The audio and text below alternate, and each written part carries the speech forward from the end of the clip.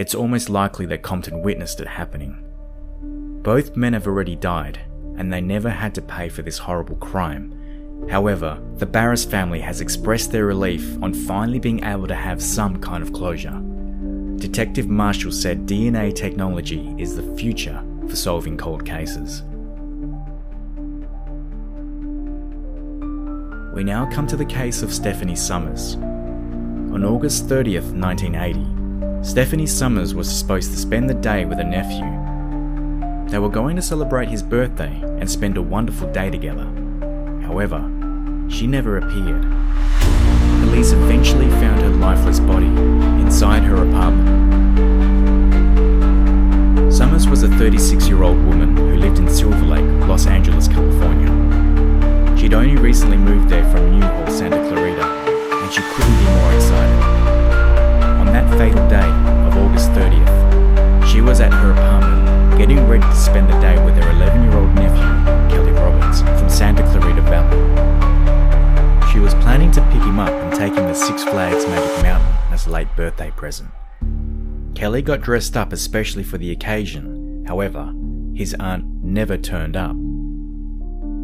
Concerned, her family contacted the authorities, who went to check her apartment. That's when they made the grisly discovery. Stephanie's lifeless body was laying inside her apartment. Forensic evidence was collected at the crime scene, and an extensive investigation began. Several people were interviewed. However, the leads went nowhere, and the case went cold. The case remained unsolved for more than 3 decades until Los Angeles detectives received a fresh lead in 2014. It implicated a man named Harold Anthony Parkinson who lived a mile away from the victim, and he could be a main suspect in the case. On June 19, 2014, a DNA sample collected from Parkinson was consistent with the DNA profile taken from Summers' body, and he was charged with taking her life. However, Parkinson was already in jail, serving between 15 years to life at the Chuckawalla Valley State Prison in Blythe for another unrelated attack. This other attack happened in Los Angeles on April 8, 1981, when he shot a man named Derek Eugene Perry. Perry succumbed to the injuries and died. Parkinson was arrested and began serving time for that sentence on March 5, 1982. Perry's sister Dolly said, at the time, "I remember the last meal I had with Derek. It was at a Sizzler restaurant. He gave me a hug and told me he loved me."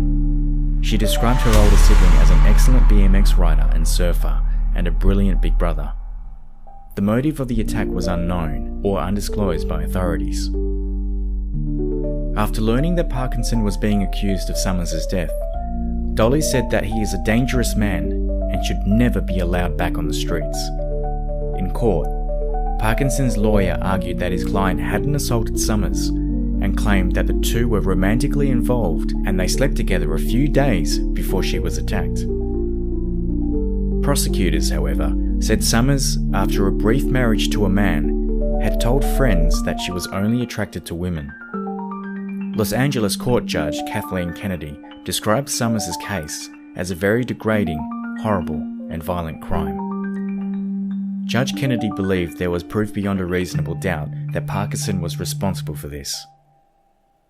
On February 4th, 2021, Harold Anthony Parkinson, who is now 61 years old, was sentenced